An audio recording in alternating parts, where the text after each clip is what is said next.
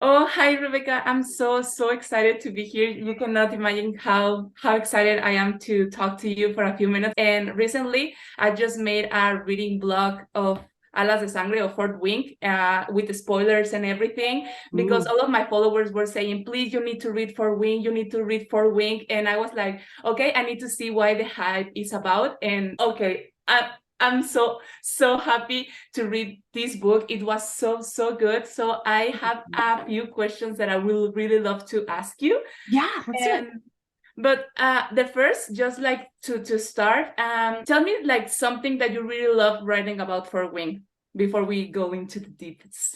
Sure. So I love Taryn. Taryn's my favorite character. And so writing him, he is modeled off my English bulldog. Um, and just like that really grumpy, like get off my lawn energy.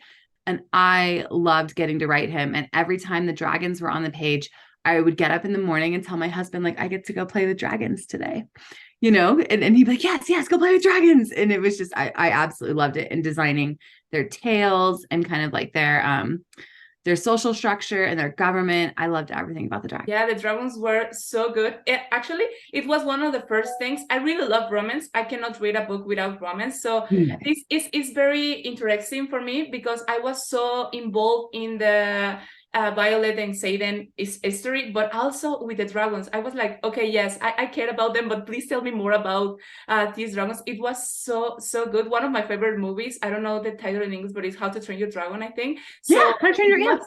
yeah, so it was so good like to read a book where the romance is important but also the dragon. So thank you so much. It's that's amazing like how it's your favorite part and also it was mine and most of the my I'm so friends that I glad. talk about your book. As far as we know, it has already been said that the saga will have 5 books in Yeah. it. So does that mean that you already know how it's going to end? Yeah. Oh my god. And no, I won't tell you. But yes, I Oh. know how it ends. I had to write out like the synopsis for each book and give that to my publisher so that we all knew like where the series was going. So we could make sure that we laid the groundwork, like starting in book 2 to make sure that we see where it's going. So yeah, I know exactly how it's gonna end. Okay, so you did a synopsis for each book before you start writing the first book? So no, the first book I started with just the synopsis for Fourth Wing. Okay. And I kind of had an idea. And then once Fourth Wing was done, before it was even out, I started writing Iron Flame. And as I was writing Iron Flame, I noticed like everything I needed to happen was kind of condensed into 6 months instead of a year, because Fourth Wing arcs over a year. And so I called up my publisher and I said, have an idea and I just want you to think about it. Just think about it. I think it's 5 books. I think it arcs here, it moves to here, it arcs through here and here and here.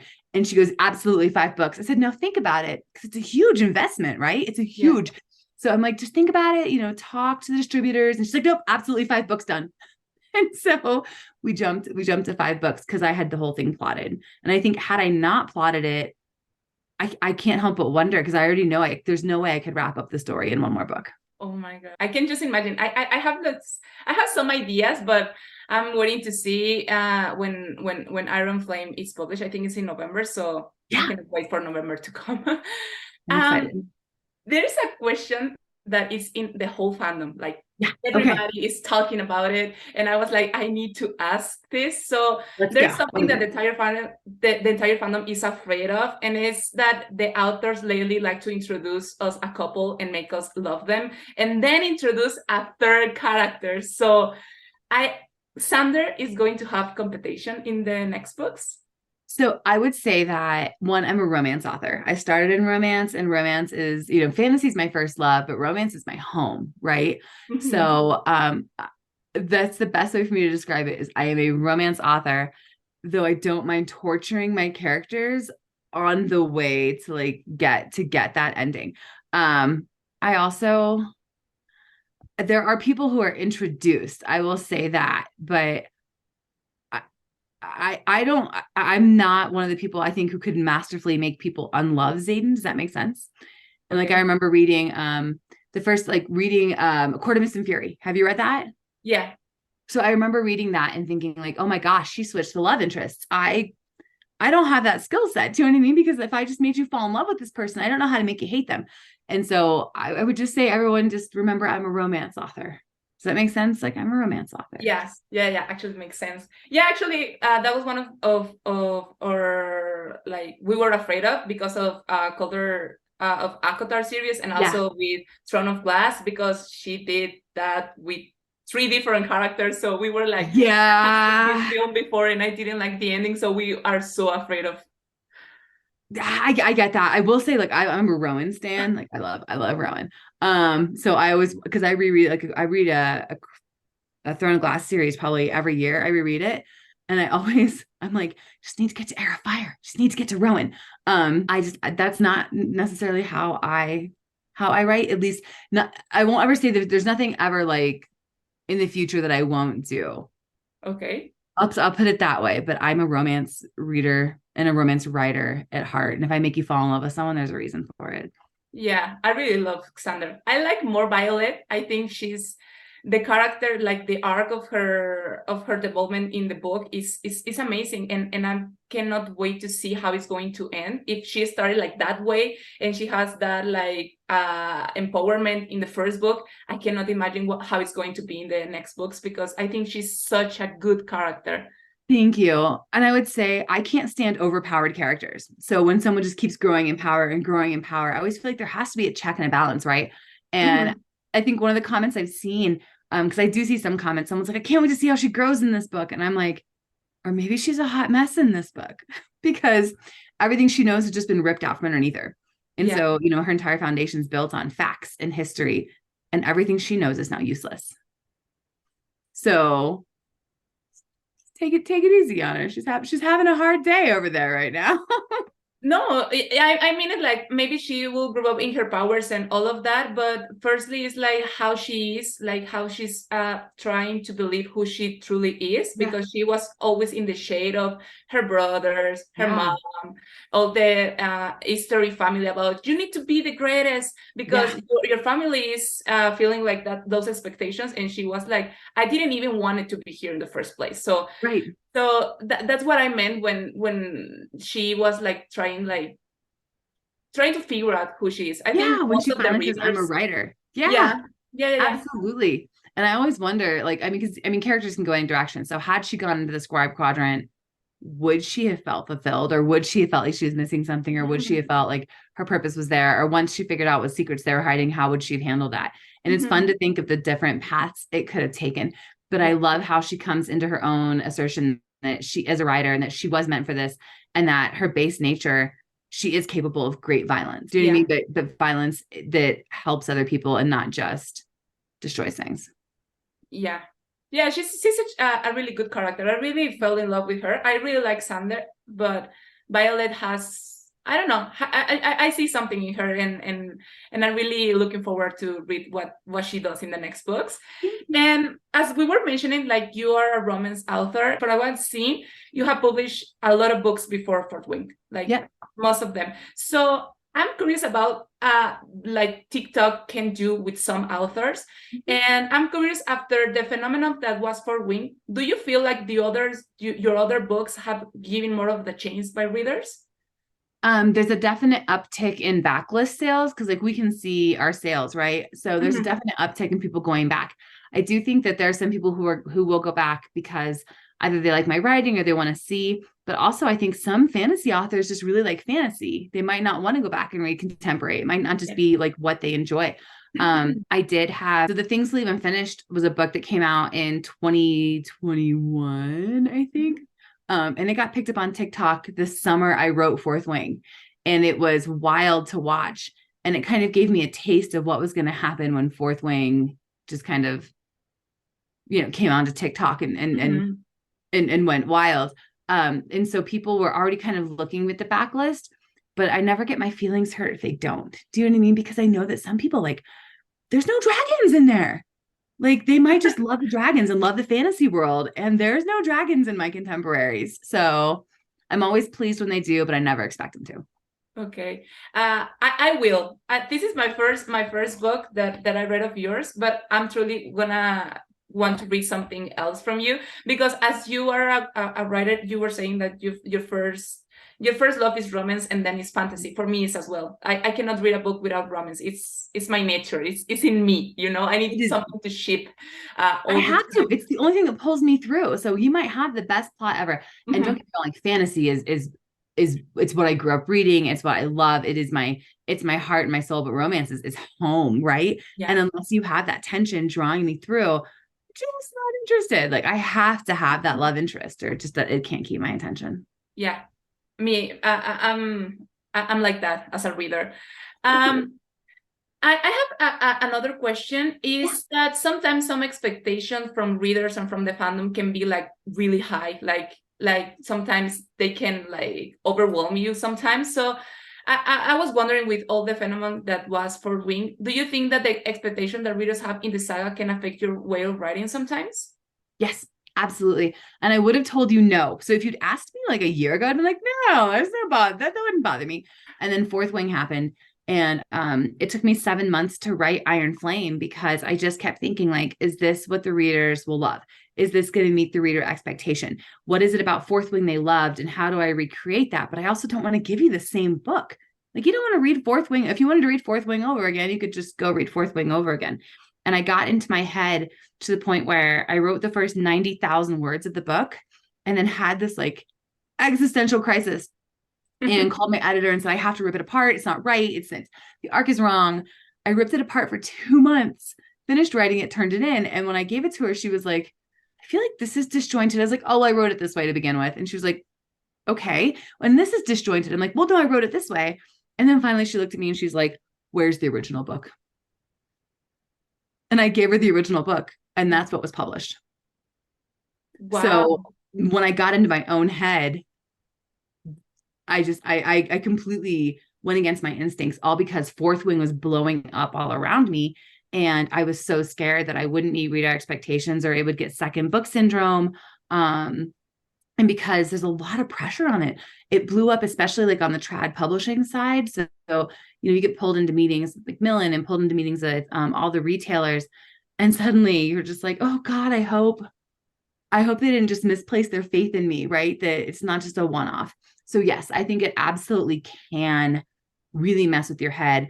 And the best way I found to deal with that was I talked to my husband a lot because he of course he read Fourth Wing, and he's stuck with me. And he is one of the first people that read Iron Flame after it was done. So, and I remember him saying, he's like, you just have to trust yourself. You just have to trust yourself. And I just kind of had to block out what the fandom wanted and expected. Yeah. And then just kind of hope I met their expectations. Yeah, there was actually some author, when I got the opportunity to talk with one of them, I think it was Tracy. I don't know if you have Tracy Wolf? Yeah. I love her. She's the nicest woman on the planet. Yeah, she is. And actually, I think I was talking with her about that, and she was like trying, like, we were talking about this, that the book that you're writing, as a writer, it has to be for yourself. You need to love it. You need to fall in love with it. And after what comes afterwards is like, who knows? Like, nobody knows. First, you have to love it. So I think that was a really good advice that you had with your husband. So it was. And I called Tracy. Tracy was one of the only people I called and was like, hi, what am I doing? And she's like, it's okay. You just have to, it's believe in yourself, and you have to write it for exactly what you said, write it for yourself. And I'm like, but I can't, because everyone's in my head. But she's a gem. Tracy is an absolute jewel of a person. I love her to death. Yeah, I love her. I love her too. I got the opportunity to meet her in person like 3 times or twice. Yeah. Every time I go to Austin, sometimes we talk, and you're in Austin, you want to go for a coffee or something, and she's so sweet and lovely, no? So talking about actually your second book, about all this expectation, what excited you most about writing Iron Flame?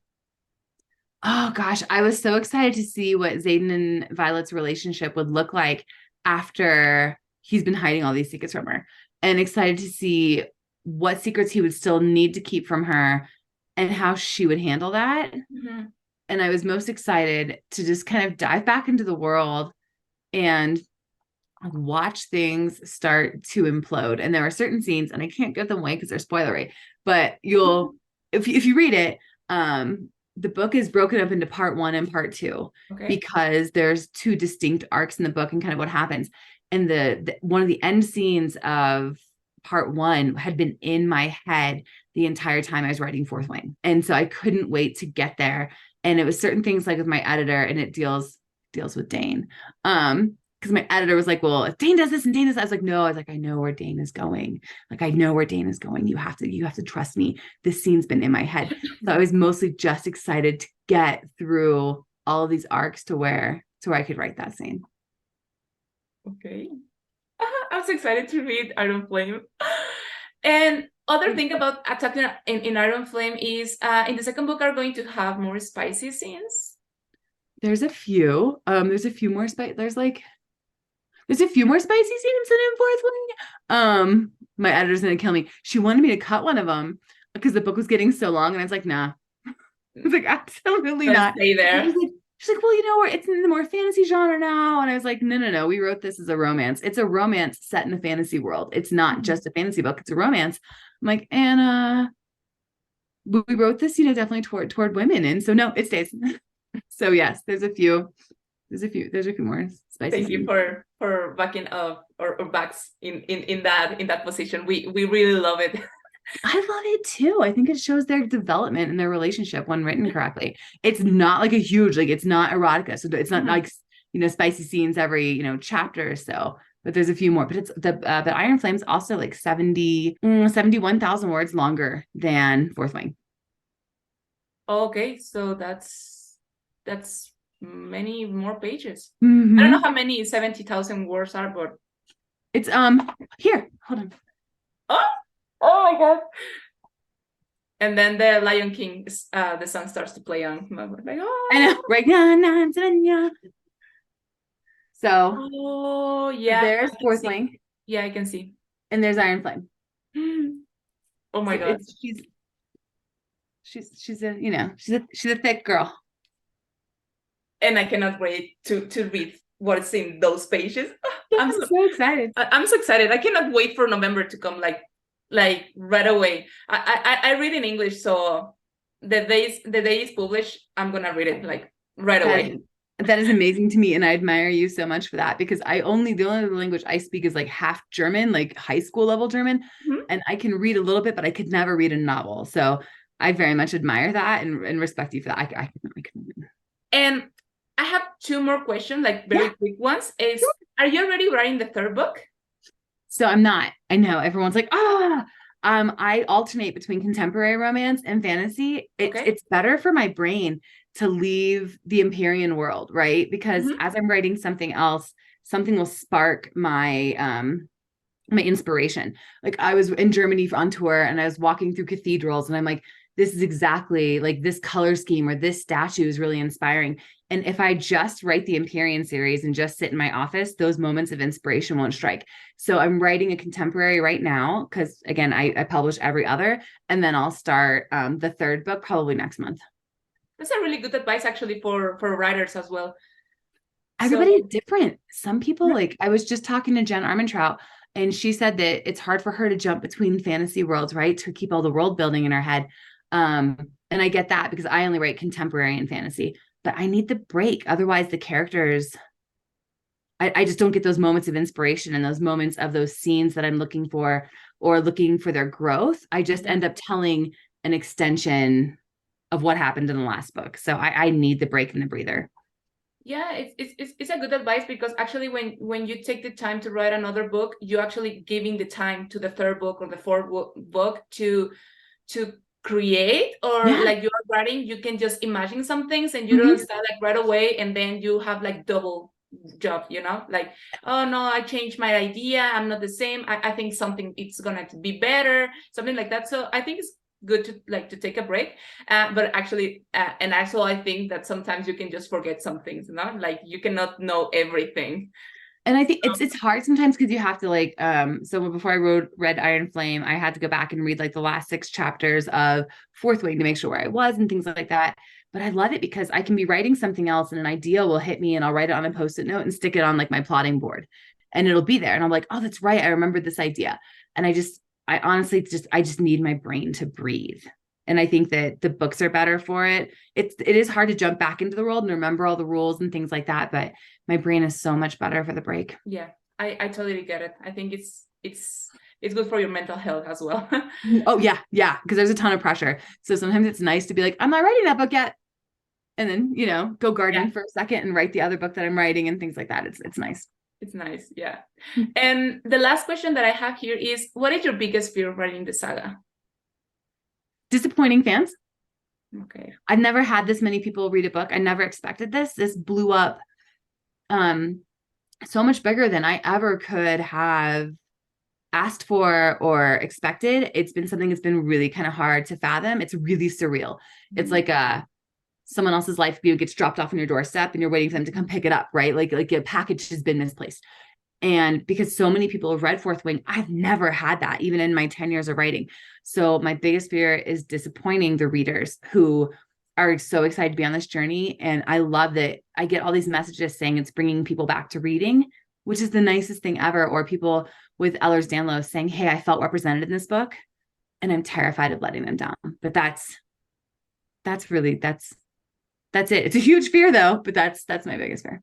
Yeah, it's a big fear, but you can understand that fear. It's like I was reading a book and then some random video about Fourth Wing, people loving it, reading it. I was like, it's everywhere. Like I couldn't escape, even in Mexico. I know it started in United States, but while I was reading some other book in Mexico, they were like talking about Fourth Wing in everywhere. It was everywhere. I was like just like eating something and it was Fourth Wing, and I was like, okay, I need to read the book. So I can imagine how many readers were reading the book. Like it was like all of the readers around the world complot to read the book at the same time. It's shocking. And I don't think any of us really expected it. I think my publisher kind of did. And she kept saying, like, are you ready for this? And I'm like, of course, like Taylor Swift starts playing through my head, like, are you ready for it? And I'm like, it's a book, it's whatever. And then it sold out with the sprayed edges so fast and they couldn't get it back in stock. And then suddenly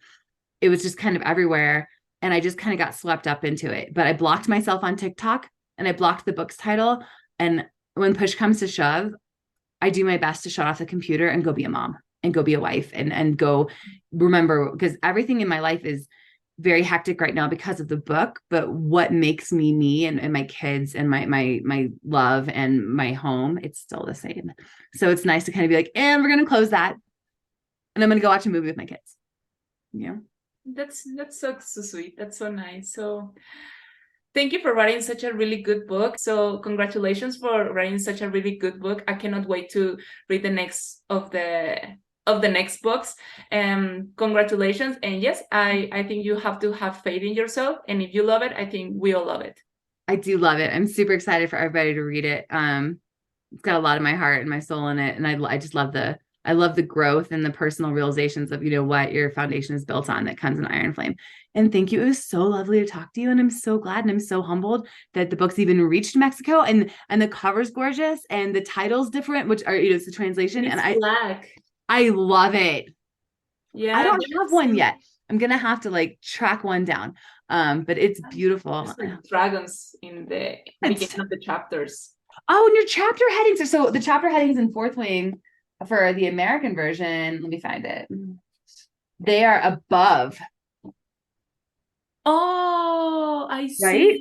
Yeah, let me see. I know what you're meaning. Yeah, here is on the top, and there is like the phrase. Yeah, it's a really lovely version of the book in Spanish. It's one of the prettiest that I have seen. They did a good job. And Bree Archer did it at Entangle, the cover, and we switched it the night before it went to print.